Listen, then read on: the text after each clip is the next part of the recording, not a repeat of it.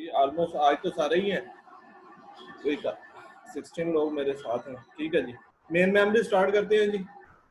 So main memory में क्या होता है बेसिकली, इसमें आपके मेन मेमोरी में आपका रजिस्टर कैशे और आपकी रैम, रजिस्टर कैशे और रीड ओनली मेमोरी, और साथ में इसका जो लिंकेज होता है वो सीपीयू के साथ होता है। तो बेसिकली मेन मेमोरी मैनेजमेंट का जो बेसिक गोल है वो ये है कि हाउ एफिशिएंटली जो प्रोसेस आए और उसको मैनेज किया जाए, और मैनेज करने के बाद फिर वो हार्ड डिस्क में सेव किया जाए और उसके बाद उसकी एग्जीक्यूशन फास्ट हो सके। बेसिकली इसका जो मेन गोल है मल्टी प्रोग्राम एनवायरनमेंट में या सीपीयू स्केड्यूलिंग में, हमारा जो मेन गोल था वो था सीपीयू की यूटिलाइजेशन, और सेम गोल है मेमोरी मैनेजमेंट में कि सीपीयू की यूटिलाइजेशन है वो मैक्सिमम हो सके। लेट्स से हमारे पास P1 और P2 और P3 प्रोसेस है, तो अब P1 प्रोसेस जो है उसको आयो कॉल हो गई है, मेमोरी में रन हो रहा है P1 P2 या P3, और उसको आयो कॉल हो गया, और वो आयो के लिए वो जो है सीपीयू से निकल के उसको हम मेन मेमोरी में डाल देते हैं। लेट्स से सीपीयू हमारे पास, सीपीयू में 3 प्रोसेस एग्जीक्यूशन रन हो रहे हैं, P1 P2 और P3। अब P1 उसको आयो कॉल हो गया, अब दो ही काम हो गए, या तो सीपीयू फ्री जब तक उसको आयो इनपुट आउटपुट जो है वो उसको रिक्वायरमेंट फुलफिल नहीं होती, इनपुट आउटपुट जो है वो रिक्वायरमेंट जो वो इनपुट से कुछ डाटा लेना चाह रहा है, कीबोर्ड से कुछ डाटा लेना चाह रहा है, जब तक वो रिक्वायरमेंट उसको फुलफिल नहीं होती तो वो प्रोसेस तो होल्ड में रहेगा, वो नहीं चल पाएगा, और वो मेमोरी में जगह भी ऑक्यूपाई कर रखेगा, और सीपीयू की यूटिलाइजेशन है वो मैक्सिमम नहीं हो सकेगी, क्योंकि सीपीयू जो है वो होल्ड कर जाएगा, सीपीयू जो है वो उसको रन नहीं कर रहा होगा, बाकी दो प्रोसेस को रन कर रहा होगा। तो एट दैट टाइम क्या होता है कि स्वैपिंग या स्विचिंग या स्वैपिंग होती है कि एक प्रोसेस से दूसरे कि उसको वहां से निकाल के मेमोरी में डाल दिया जाता है, जब तक कि वो अपनी आयो जो रिक्वेस्ट है वो फुलफिल ना करे, और एक नया जो प्रोसेस है P4 उसको मेमोरी में डाल दिया जाता है उसकी जगह पे, ताकि सीपीयू की यूटिलाइजेशन है वो मैक्सिमम हो। तो सो मेमोरी मैनेजमेंट का ये बेसिक गोल ये है कि एक तो हमारी जो सीपीयू की यूटिलाइजेशन है वो मैक्सिमम हो, और दूसरा उसकी स्पीड, यूजर की स्पीड, स्पीड मैटर करती है। लेट से मैंने एक काम कर रहा हूँ कंप्यूटर पे, तो मैंने एक क्यूरी दी है एक प्रोग्रामिंग में, एक प्रोग्रामिंग लैंग्वेज में, तो वो उसको मुझे रिजल्ट चाहिए, तो वो रिजल्ट का कितना टाइम लगता है, जितना सीपीयू यूटिलाइज होगा, जितने प्रोसेस यूटिलाइज होंगे मैक्सिमम, उतनी जल्दी वो मुझे रिजल्ट आउटकम वो मिल सकेगा। तो ये दो बेसिक चीजें, बेसिक गोल है मेन मेमोरी के, मेमोरी मैनेजमेंट के, कि एक तो फर्स्ट उसकी सीपीयू की यूटिलाइजेशन है वो मैक्सिमम होनी चाहिए। वो कैसे मैक्सिमम होनी चाहिए उसकी एग्जांपल मैंने आपके सामने रखी है कि डिफरेंट प्रोसेस रन हो रहे हैं, तो एक प्रोसेस अगर आयो के लिए जा रहा है तो उसको वहां से निकाल के सीपीयू से निकाल के रैम में डाल देते हैं, और एक नया प्रोसेस जो है वो सीपीयू की तरफ डाल देते हैं, ताकि वो उसकी यूटिलाइजेशन मैक्सिमम हो सके। अब देखें, लेट से मैंने क्यूरी दी है और मेरी वो क्यूरी 4 5 6 या 10 प्रोसेस पे है, तो अब मेरा मेरा जो P4 है वो उसको वेट नहीं करना पड़ा कि अंटिल के P3 जो है एग्जीक्यूट हो, क्योंकि P1 होल्ड पे चला गया तो उतनी जल्दी P4 भी एग्जीक्यूट हो गया, तो वो टाइम की भी बचत होगी और सीपीयू की यूटिलाइजेशन भी मैक्सिमम होगी।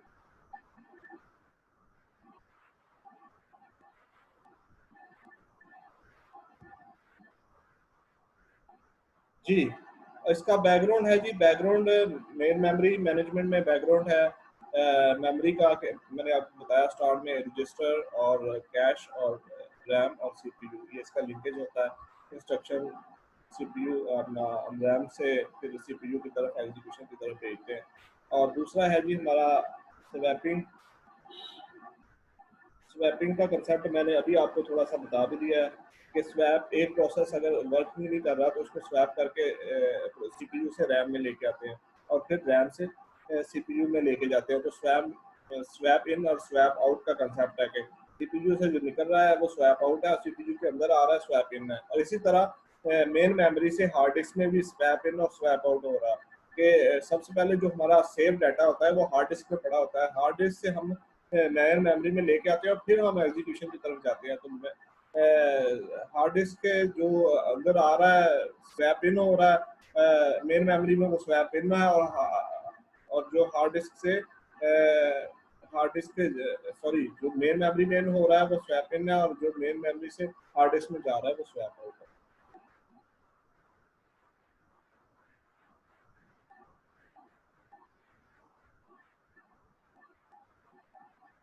जी आगे कंटिन्यूस मेमोरी एलोकेशन है, सेगमेंटेशन है, पेजिंग है।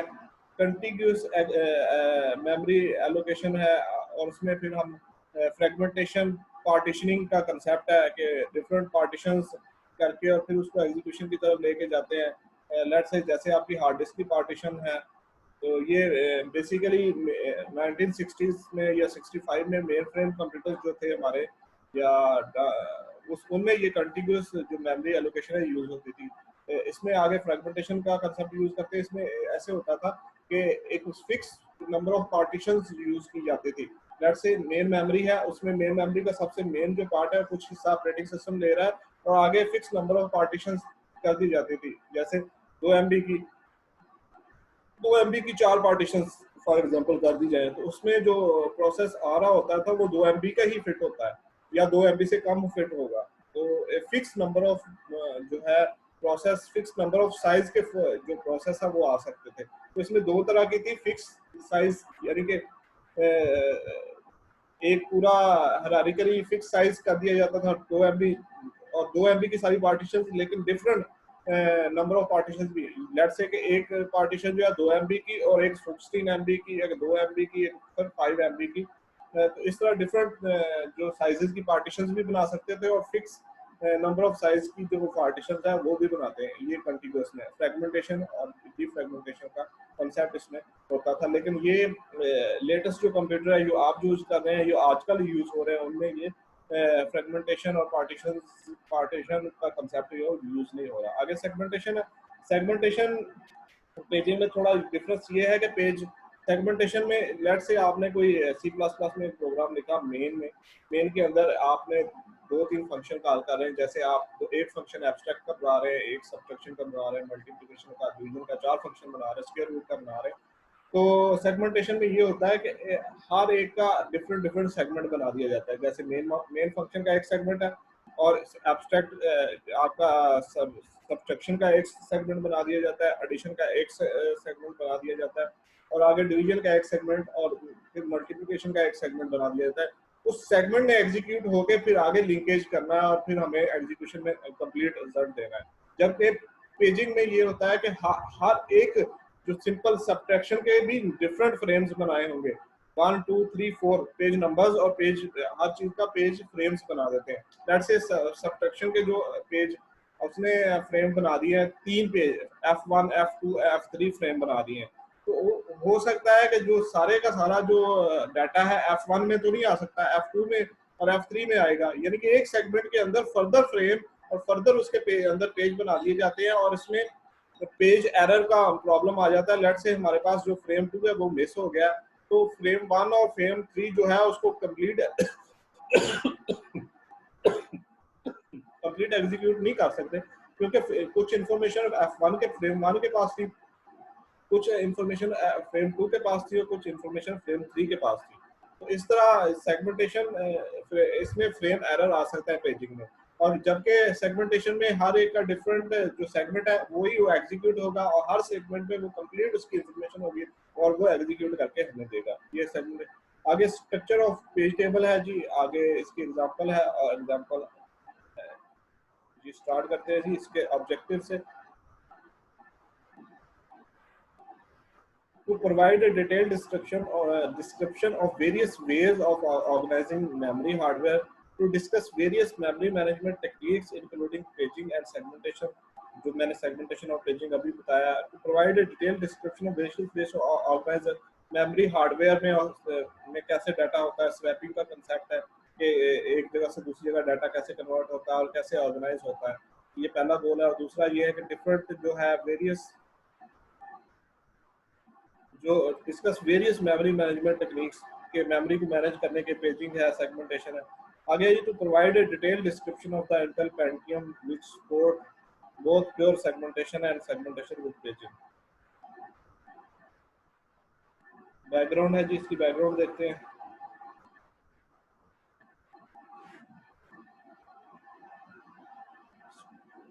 Program must be brought from the disk into the memory and the place within a process for it to be run. ये प्रोग्राम जो है वो फ्रॉम डिस्क हार्ड डिस्क से memory में लाया जाता है and place within a process for it to be, और मेमोरी से सीपीयू की तरफ किया जाता है फॉर द एग्जीक्यूशन। ये है इसका प्रॉपर क्राइटेरिया कि आपने कोई भी फाइल जो है वो हार्ड डिस्क में परमानेंट स्टोरेज में रखी हुई है और परमानेंट स्टोरेज से मेन मेमोरी, जब भी आप कोई फाइल एग्जीक्यूट करते हैं तो वो मेन मेमोरी में जाती है और मेन मेमोरी से सीपीयू की तरफ जाती है। हार्ड डिस्क में आप कोई भी एक्सी फाइल है, लेट से आप कोई चीज़ डाउनलोड करते हैं तो वो आपकी सेव होगी, एक्सी फाइल या कोई भी और फाइल वो आपकी हार्ड डिस्क में सेव होगी। आप उसको रन करेंगे तो वो मेमोरी में जाके रन होगी और फिर उसमें जाके इंस्टॉल हो जाएगी। तो इसी तरह आप कोई सिंपल प्रोग्राम है, आपने कोई अपने प्रोग्रामिंग लैंग्वेज में कोई प्रोग्राम डिज़ाइन करना है या लिखना है तो वो उसको मेन मेमोरी में लेके और मेन मेमोरी से सीपीयू की तरफ जाके फिर वो होगा। Main memory and registers are only storage CPU can access directly. तो सीपीयू आप हार्ड डिस्क से तो एक्सेस नहीं कर सकता, सीपीयू रजिस्टर और मेन मेमोरी जो है उससे एक्सेस होता है और उसी से वो डाटा लेके उसको एग्जीक्यूशन की तरफ भेज रहा होता है। So memory unit only sees a stream of address plus read request or address and data and write request. Register access the one CPU block or less. So main memory take many cycles causing a stall cache sits between the main memory and the CPU register.